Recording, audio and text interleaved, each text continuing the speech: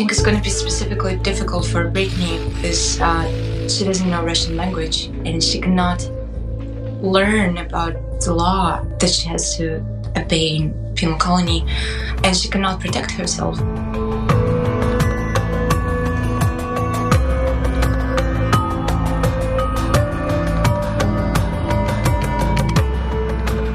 Your morning starts from a scream, "Подъем, бляди," which means "get up, whores."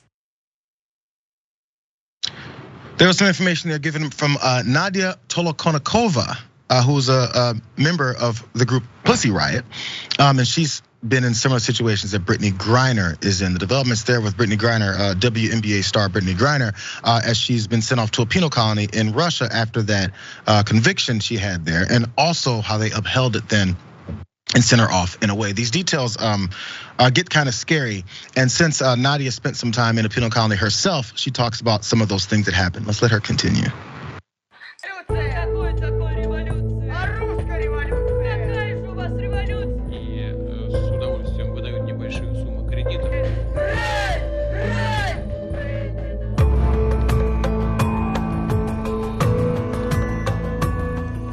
In Russian penal colony, you wake up at 6 a.m., then you work for 16 hours a day. You sew police uniforms.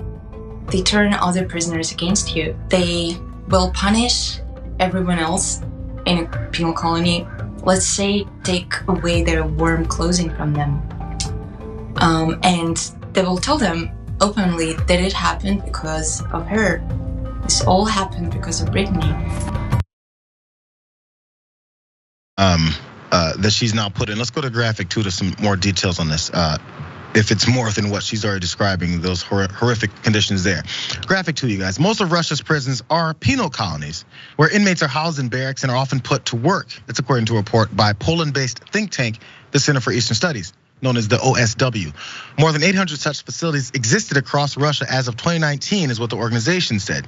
Now, this is some more of the desperate parts about this. Her lawyers are also unaware of where she is as it first started, but that's a little bit normal. Griner's team did not know of her whereabouts earlier. That's not very unusual. Transfers to penal colonies are secret processes in Russia, with relatives and lawyers often unaware of where a prisoner is being sent for several days.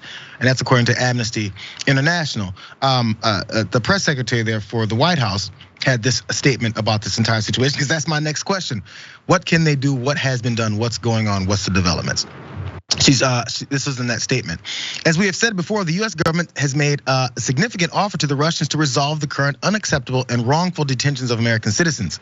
In the subsequent weeks, despite a lack of good faith negotiation by the Russians, the US government has continued to follow up on that offer and propose alternative potential ways to forward with the Russians through all available channels.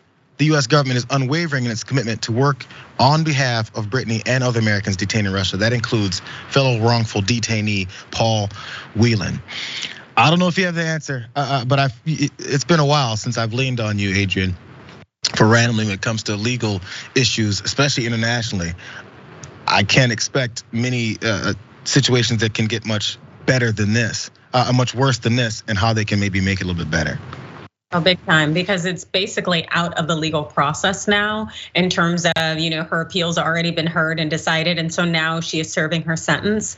And so it's a matter of diplomatic relations and hopefully the US government being able to get her out. But the thing I really want people to focus on is also not only the inhumane conditions that'll be in this penal colony, but this woman is 6'9". Are you gonna tell me that there's a bed she's gonna fit in? Are you going to tell me that there are clothes she's going to be able to wear? Because I do not feel confident in any way that the Russian government is going to provide her with basic things that can suit her, that are humane for her to be able to exist and to dwell. And you can also tell me that there are going to be other Black people in that penal colony too.